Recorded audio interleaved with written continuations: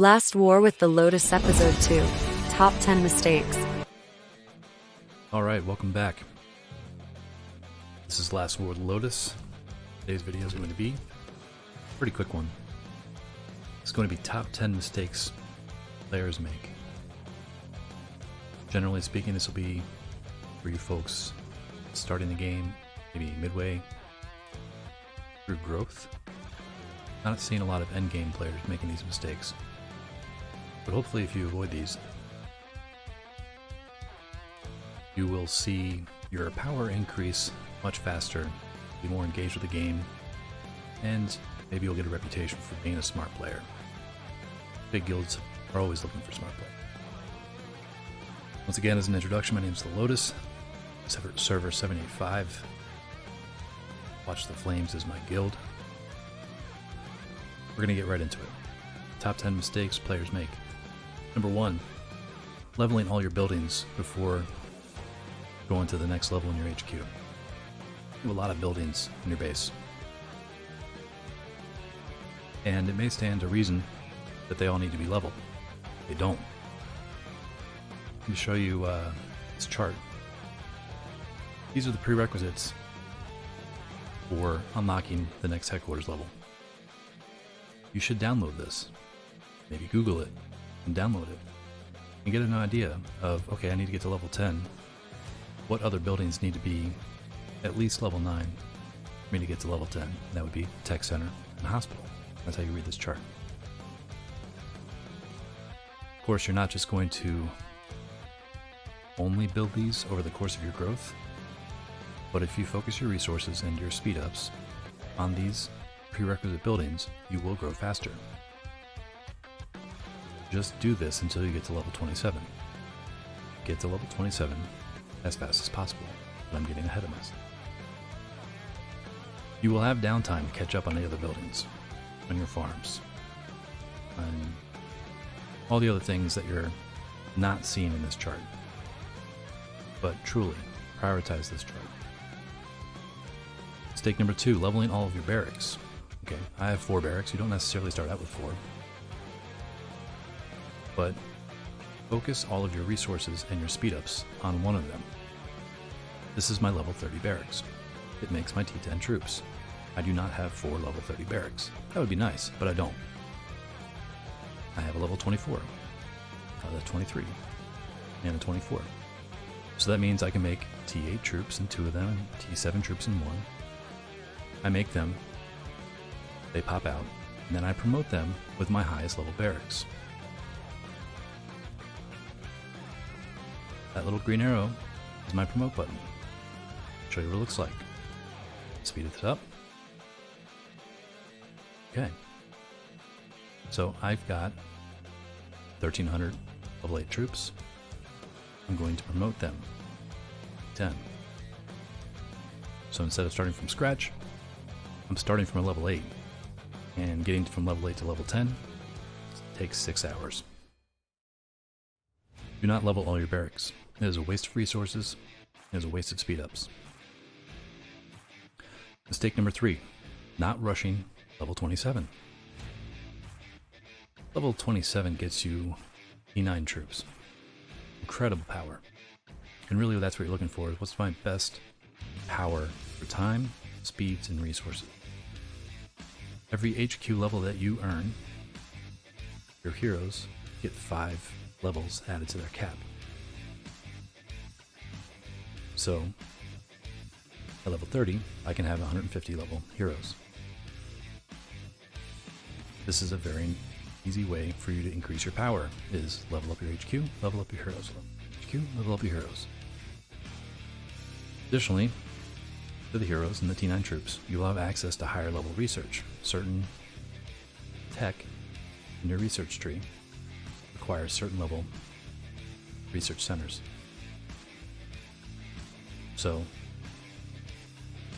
we already saw in the prereq chart, tech center is a requirement for all of these HQ levels. Rush 27. Get to 27 as fast as possible. You'll be the biggest asset for your alliance at 27. Everything else will come. Mistake number 4. Well, this ties into mistake number 1, but ignoring your prerequisite builds. So, if you're at a point where you've got your prereq builds for the next level done. Okay, so I've got, again, going to level 10. I have my level 9 tech center done, and I have my level 9 hospital done. But I don't have maybe the resources, or maybe I have a spare builder. What then to build? Well, look at the next level. I'm going to have to build a level 10 wall. Last time I built a wall was all the way back to level 7.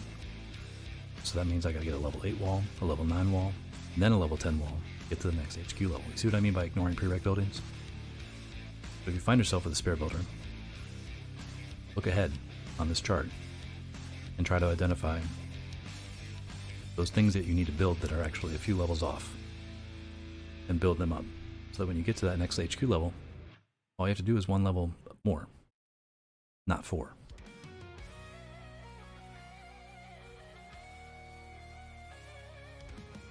The next mistake on our top 10 mistakes players make: spreading your hero upgrades too thin. Now, what do I mean by that? You've got squads. In theory, you can have 4 squads. Some people only have 3 if you didn't buy the monthly package. But you want to identify those heroes that are making up your alpha squad, your first squad, your primary squad, and focus your hero XP, your skill medals, upgrade ores, all the things that you need to get those heroes leveled up. Focus on them only. Your gear, right? Right now I'm running a missile squad. So my best gear is on my missile squad. So if I'm spreading myself too thin, maybe I'm leveling heroes that I don't need to level. Right? Obviously your hero chart may not look like this. Maybe it looks like more of a mix of purples than gold. Fine, that's not what I'm talking about. What I'm talking about is identify those heroes that make up your alpha squad and work on them first. Happen to have hero XP after they're capped out, maybe you save it for your next HQ level so you can easily get them up 5 more levels.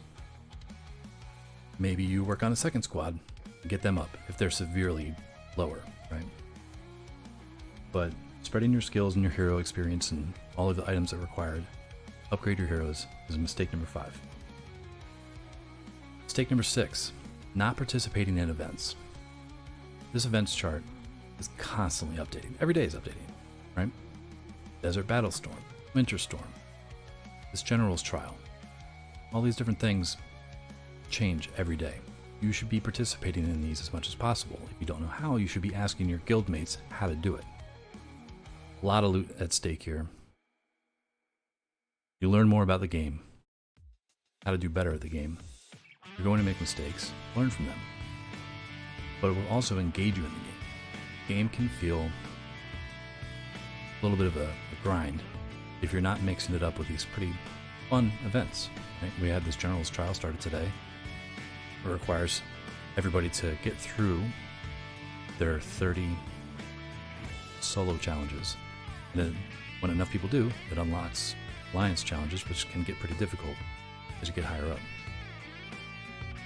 This requires a group effort. If not everybody is participating in this General's Trial, then these challenges for the whole alliance with fantastic loot never open up. To that end, help your guildmates, help your friends, teach, mentor. Once you've learned something, share it. Leads me to my next mistake players make, number 7, staying in an inactive guild. Now what do I mean? Guild can have a cap of 100 players. Here's my guild. 100 players, we're capped out right now. If I were to look at players who are inactive by going to the member screen, I'd get a feel for how active my guild is, right? If you're seeing people in the guild that are inactive 3-4 days, and that's like a lot of them, you find yourself being one of the only people online, you're not in a good guild. go shopping. Get a higher power guild. Power up if they have power requirements. Get those levels you need to get. But being in an active guild really does hamstring you. You're not going to have the rallies that an active guild will. You won't have the gifts because of those rallies. And you won't have the gift level. You see at the top of the screen here, our gift level is 24. It's because we're constantly rallying, right? Every time there's a rally, every time someone collects a gift, it adds to that total at the top, and eventually it levels. Gifts get better, so on. It becomes kind of a exponential buff. Staying in an active guild, this is mistake number 7. Again, if you find yourself playing every day, actively trying to increase your power, heck, you're watching this video, that means you're interested. Play with other interested people. It's going to make the game a whole lot more fun. Leads me to number 8. Mistake that players make is not learning about the game, right? Guides, there's a Discord. Reading the hero skills, descriptions in the hero skills. Learning how each hero is different than the other, so that you can kind of maximize how you want to play them. All these descriptions here, they're all different. Level 25 Williams skill is not the same as a level 25 Swift skill. It's kind of on you to figure that out and how the game works, how everything factors into it. A successful attack, right? Use Arena as a laboratory. What works, what doesn't work. Not learning about the game is definitely a big mistake, and I'm constantly surprised by people. I thought knew more about the game than they did, asking questions that seemed rather elementary. I don't mind helping them, but I also know the information's out there. And so if someone's interested in the game and they're going to learn about the game, got a lot of videos out there, so feel free to watch them and learn more about the game. But there's a ton of great guides. The Discord for the game is a fantastic source. Ton of guides in there. Really highly recommend getting into there and learning more about how this game works. Mistake number 9 that players make is using diamonds to speed your builds. What do I mean by that? Let's pick something up. Alright, so you have the opportunity to use speed ups. I don't have very many right now. So I would get about 5.5 hours just using my speed ups. Say I do that. Now I can finish this building if I only spend 7,000 diamonds. Don't do this. This is the least cost-effective way for you to speed things. Sometimes you have to do it if you're just straight up out of speeds, and all of the stores have speeds and so on and so forth. There's stores right here. There's a bunch of them. There's always, every week, this restocks, so you're going to have a ton of speed ups here. The campaign store, again, more speed ups. Even the VIP store, which uses diamonds, has speed ups that are much more cost effective than just straight up using diamonds in the speed up window.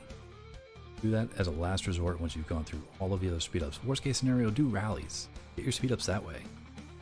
But don't waste diamonds on just speeding a build, or God forbid a troop heal. There's other ways to do it. There's much smarter ways to do it. Save those diamonds for the VIP store, where you can get teleports, you can get all sorts of things that are actually useful for the usage of diamonds. And the 10th and final mistake that I'll talk about in this video is not timing your upgrades to versus in the arms race. What do I mean? If you're at the point in your server where you're doing versus, then each day has a different theme, and you earn points for those upgrades, right? We're on day 3 right now. This is tech. I'm earning points for tech. I'm earning points for radar tasks, opening drone component chests, and so forth. Okay, so a beginner player can figure this schedule out pretty quickly. More advanced players looking at the arms race also, in events, and saying, okay, I know I have to do tech today. How do I time that with calendar, which is again here,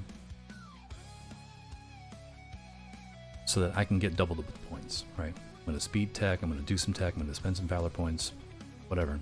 At 6:30 in the morning today, that was the time to do it. So tomorrow, what's my versus tomorrow? Tomorrow's training heroes.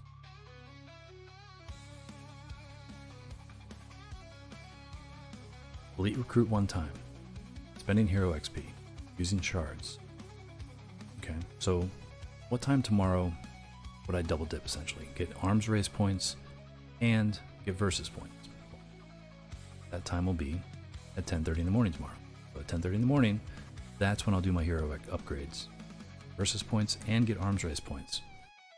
Arms race is a significant factor in whether your server invades or defends during server duels. So when everybody on your server is saying, hey, get first place in arms race, this is how you do it. You're going to spend those hero XP, going to do the things that you're required to do. For versus, you might as well time it to your arms race and get the maximum number of points as you can. That's it. That's my 10 mistakes that players will make playing Last War. I am still the Lotus. I hope you've enjoyed the video. If you have any questions or comments, feel free to throw them into the video. Otherwise, I'll see you in game.